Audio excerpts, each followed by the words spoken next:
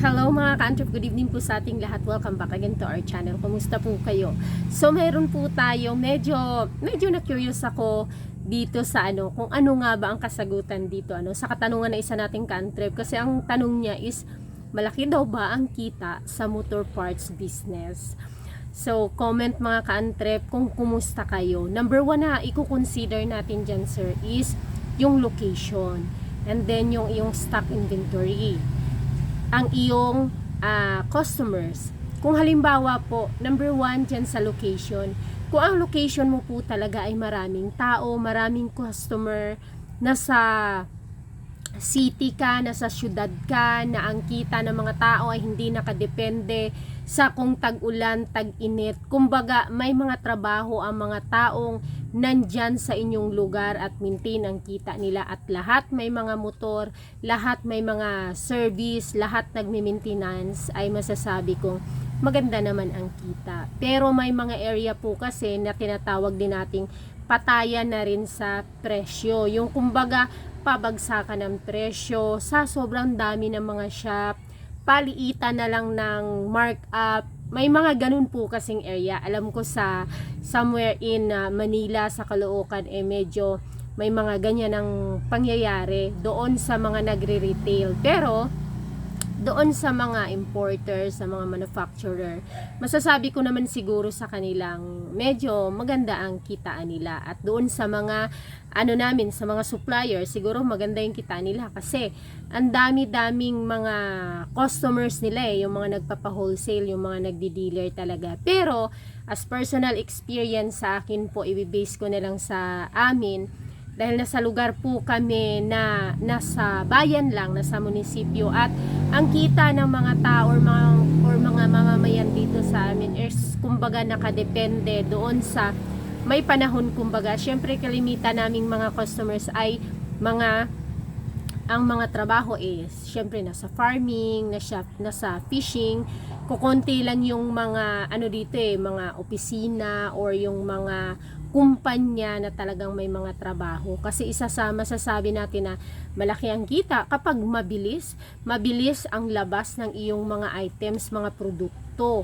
So kapag mabilis kasi ganon, maraming customers, maraming mga mamimili, maraming mga tao ang may mga magpapa-maintenance, is masasabi nating maganda ang kita. Hindi ko naman masasabing malaki ang kita.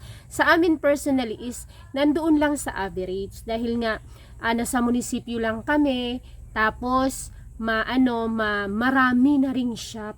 So kapag ganun kasi na marami na ring shop, kalat na ang mga customers. Hindi kagaya nung mga lugar na iilan lang kayo lang, iilan lang yung pupuntahan ng mga customers. Kumbaga, buo intact yung mga customers na doon lang sa'yo pupunta. Pero kapag marami na, hati-hati na mga customers, let's say for example, 7 years ago, ilan lang kami. After 7 years, after 8 years, napakarami na. So meaning, nagdi-decrease din yung kita ng mga shop, ng mga store. So kapareho din siya nung mga grocery, sari-sari store na kung sobra ng dami. Tapos hindi naman talaga nagdadagdag ang mga source of income ng mga tao, ay hindi mo masasabing malaki talaga ang kita. Pero nandoon sa average ay okay naman. Sa amin, in the past 7 years ay medyo nakapagpundar naman din kami kahit papaano. Fully paid na 7 years ago pa ang aming pick up 4x4 na Ford. And then nakabili na kami ng 2 lote dito na tag 600 square meter. Nakabili na rin kami ng 200 square meter sa city mismo na with title, pero hindi pa nakatransfer ang title, ongoing pa lang ng broker. And then magtatatlo na yung shop namin, 2 nag-ooperate ngayon, ito bali yung pangalawa, tapos yung pangatlo hindi pa tapos yung pinapagawa naming shop, store. At medyo nakakain naman kami ng 3 beses isang araw, pero hindi sobra-sobra.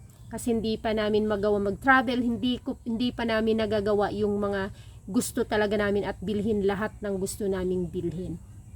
Most of the time ay nakaasa kami sa loan, naka-loan. So, may loan ako ngayon, going na loan na next year pa matatapos kasi pinang-expand dito. So, hindi ko masasabing malaki, pero alam ko pag tinanong mo kung maganda ang markup, maganda po ang markup naman din sa motor parts business.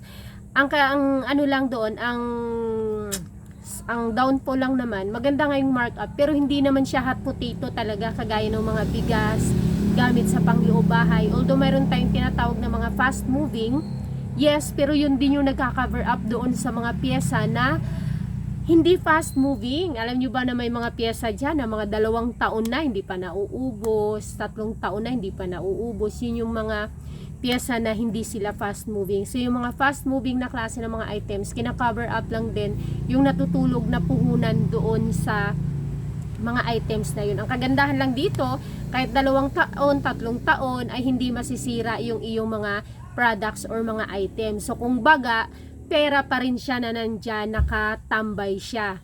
Basta't wag mo lang siyang ipautang dahil malulusaw yan, basta't nandyan lang siya at pag may naghanap mabibili, automatic mako-convert siya into cash. Basta't nandyan lang siya kasi hindi siya masisira eh. So, ganun lang siya mga ka-antrep. Okay naman siya. Kung sa markup, okay siya sa markup. Pero doon masabi sa malaki ang kita dahil nga sa maganda ang markup dito sa motor parts para din siyang hardware, since maganda yung markup, maganda yung kita niya. Pero yung malaki, depende doon sa stocks inventory mo mga ka-antrep. Kasi, kung wala ka namang mga inventory, kung kulang-kulang ang mga pyesa mo, ang mga paninda mo, instead na benta na yun, nakita na. Syempre, kung malaki ang gross mo, malaki din ang posibilidad na malaki ang net mo. Ngayon kung kulang-kulang, ang daming kulang, iilan lang din yung mga items mo, maraming kulang. So hindi rin natin masabi na lalaki yung ating benta. So maliit din yung possibility na lumaki ang ating kita o yung net natin doon kasi marami ka ring i-cover up. Pero yun nga ang kagandahan lang talaga sa ganitong klaseng business ay ang uso sa ganito kapag ikaw ay established na, kapag ikaw ay kilala na at medyo matagal ka na sa industriya, ay talagang parang para ka na lang magtitinda ng walang puhunan. Let's say for example, mapapautang ka na ng mga importer, ng mga manufacturer ng up to 3 to 4 months. So kumbaga, kahit hindi ka na literal na maglalabas ng puhunan as cash para ipambili, merong 60 days, 2 buwan ipapautang sa'yo, 3 buwan, 4 na buwan, 5 buwan, depende sa iyong sa quantity. Pero yun na nga ang masasabi ko, yun yung kagandahan kasi hindi ka na kagaya nung before na talagang cash to cash nung nag-uumpisa ka pa lang. So kapag established ka na, doon mo na mapifeel na parang okay ang kita mo kasi yung ipon mo, yung pang-rolling mo, medyo nagagamit mo rin siya na iparoroll mo siya sa ibang negosyo. Doon ka makakapag-expand, kumbaga makakapagdagdag ka ng mga basic hardwares kasi nautang mo na yung mga nautang mo yung mga items mo, yung mga produkto mo. So kumbaga may naipon ka na naman para pambayad doon sa iyong bayarin kapag due date na. Wag lang magagastos sa hindi siya magpapasok ng pera or doon sa mga like kapag bibili mo siya ng out of your business na hindi siya magki-create ng pera or hindi siya mako-convert into cash. So yun yung magiging downfall talaga. So far okay naman. Masasabi ko lang maganda ang kita pero hindi ko maiko-confirm as personal experience yung malaki ang kita.